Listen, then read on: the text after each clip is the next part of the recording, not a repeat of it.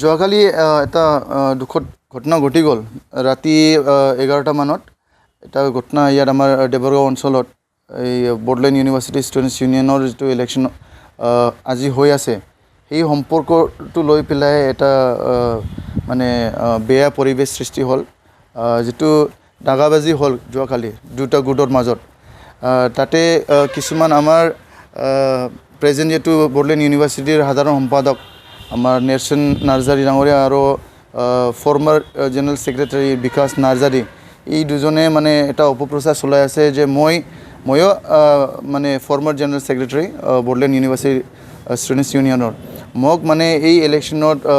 physically involve হৈ পেলাই কিছুমান মানে দুষ্ট চক্ৰৰ লগত লগ লাগি পেলাই এই যে পৰিৱেশ মানে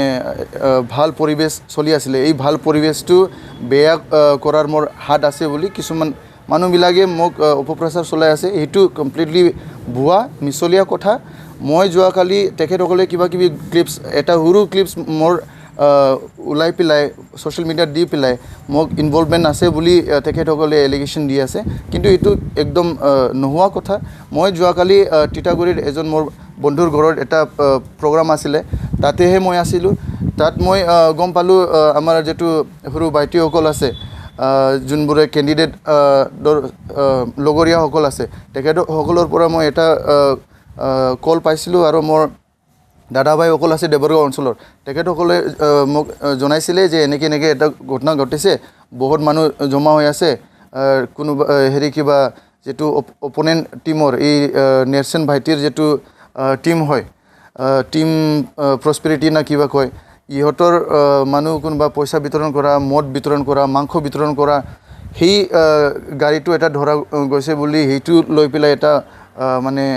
পৰিৱেশ সৃষ্টি হৈছে বুলি মোক জনা হৈছিলে তাতে মই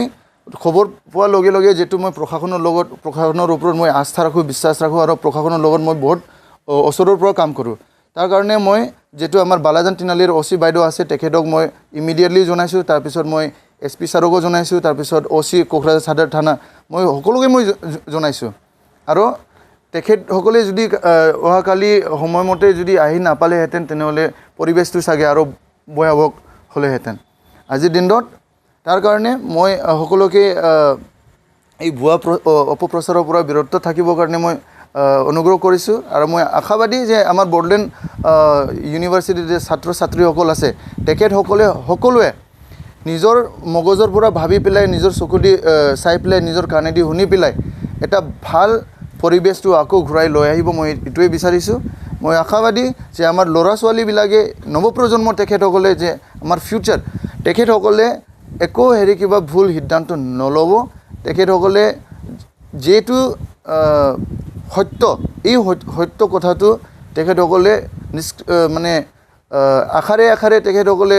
উলিয়াই পেলাই বিচাৰটো কৰিব মই এইটো আশাবাদী আৰু মই এটা কথাটো ক'ব বিচাৰিছোঁ যে বড'লেণ্ড ইউনিভাৰ্চিটিত কিছুমান কাৰ্যকলাপ হৈ আছে এই বস্তুবিলাক আমাক মানে দৃষ্টিত লৈ আহিব লাগিব যিটো বড'লেণ্ড ইউনিভাৰ্চিটিৰ হোষ্টেল আছে তাত বাহিৰৰ পৰা মানুহ গৈ পেলাই থকা ৰাতি 11টা-12টালৈকে বাহিৰৰ পৰা কিবা বিলাহী গাড়ীবোৰ অহা যোৱা কৰা ইউনিভাৰ্চিটিৰ ল'ৰা ছোৱালী মানে বয়জ হোষ্টেলৰ যিটো ছাত্ৰসকল আছিলে তেখেতসকলে দেবৰগাঁও অঞ্চলত আহি পেলাই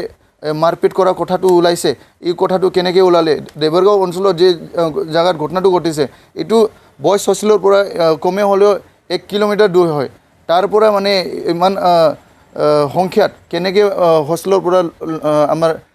ভাইটিসকলে ওলাব পাৰিলে ছাত্ৰসকলে কেনেকৈ ওলাব পাৰিলে কোনে তেখেতসকলক পাৰ্মিশ্যনটো দিলে এই কথাটো বিচাৰ কৰাটো উচিত এইটো দৰকাৰ